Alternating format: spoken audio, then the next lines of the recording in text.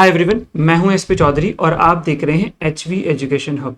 DSA series की एक और नई वीडियो में आप सब लोगों का स्वागत है। तो लास्ट वीडियो में हमने बात की थी रिकर्सिव फंक्शन की और उसी को हम आगे बढ़ाते हुए आज हम बात करेंगे उसी के एक प्रोग्राम की जिसको हमने लास्ट क्लास में डिस्कस किया था कि हम फैक्टोरियल कैसे कैलकुलेट करेंगे। इसका लॉजिक हमने समझा था, इसी का आज हम प्रोग्राम बनाते हैं।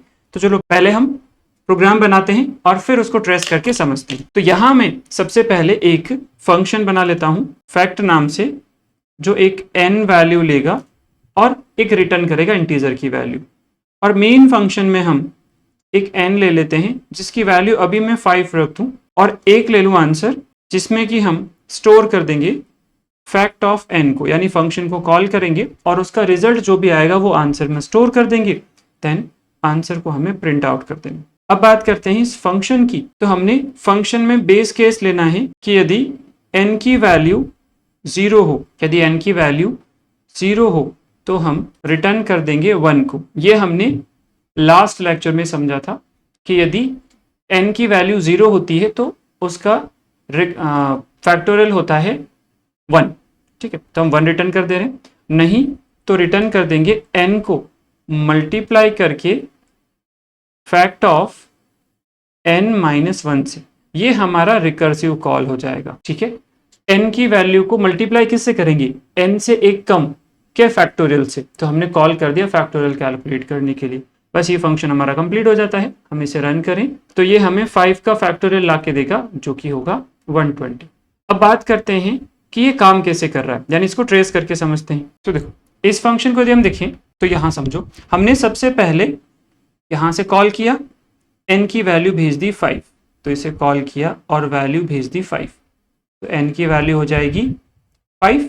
अब ये बेस केस चेक करेगा कि क्या n की वैल्यू 1 है, सॉरी 0 है, नहीं है, नहीं है तो ये इसे एग्जीक्यूट करेगा, यानी n को मल्टीप्लाई करेगा फैक्ट ऑफ n-1 से। तो यहां से ये वापस कॉल कर देगा इसी फंक्शन को और वैल्यू क्या भेज रहा है, यहां से वैल्यू भेज रहा है n-1। n क्या है इस समय 5, तो -1 हो जाएगा 4। n की वैल्यू भेज दी इसने 4।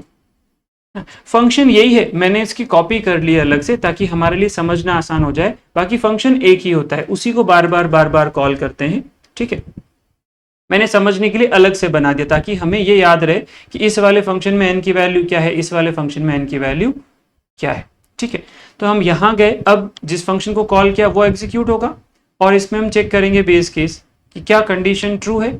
नहीं तो ये फिर से एक कॉल करेगा और इस बार n की वैल्यू भेज देगा एक कम, यानी पिछली बार n की वैल्यू n थी, मतलब n थी 4, तो ये भेज देगा n-1 यानी 3 को। तो यहां पर n की वैल्यू 3 हो जाएगी। अब इसमें भी बेस केस चेक करेगा क्या कंडीशन ट्रू है। नहीं तो ये एक और कॉल करेगा और वैल्यू भेज देगा n-1। n है 3 तो -1 हो जाएगा 2, n की वैल्यू चली गई 2। अब इस 2 पे फिर से फंक्शन को चेक करेंगे कि क्या बेस केस ट्रू है। नहीं तो फिर से कॉल करेगा और n की वैल्यू भेज देगा -1। n क्या है यहाँ पर 2, तो -1 हो जाएगा 1, यानी नए वाले फंक्शन में n की वैल्यू 1। अब 1 पे चेक करेगा कि क्या बेस केस ट्रू है।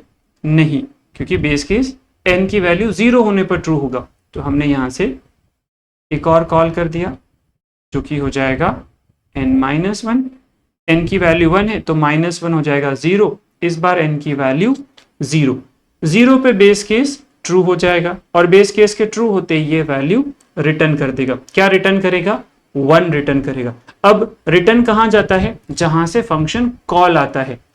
तो फंक्शन को हमने यहां से कॉल किया था तो ये 1 को रिटर्न करेगा यहां पर। और एक चीज हमेशा ध्यान रखना, फंक्शन की रिटर्न वैल्यू उसके कॉल को रिप्लेस करता है, यानी इस जगह पर क्या लिख दिया जाएगा? 1 लिख दिया जाएगा। अब हम आ जाते हैं वापस इस फंक्शन जिसमें n की वैल्यू 1 थी। ठीक है, अब इस 1 को n से मल्टीप्लाई करेंगे 1 से, 1 × 1 क्या हो जाएगा? 1, और ये उस 1 को रिटर्न कर देगा कहां? जहां से कॉल आया था। तो इनको पहले मल्टीप्लाई करेगा, 1 आंसर आ गया और इस 1 को रिटर्न कर देगा। ठीक है, तो हम आ जाते हैं इस वाले फंक्शन में जिसमें n की वैल्यू 2 है और यहाँ पर रिटर्न वैल्यू क्या आई है? 1 आई है और इस 1 को मल्टीप्लाई करेंगे n से, यानी 2 से। ठीक है, तो 1 × 2 हो जाएगा 2 और इस 2 को रिटर्न कर देगा। कहां भेजेगा? जहां से कॉल आया था। यानी इस जगह पर यहाँ क्या चला गया 2, और ये 2 मल्टीप्लाई होगा n से।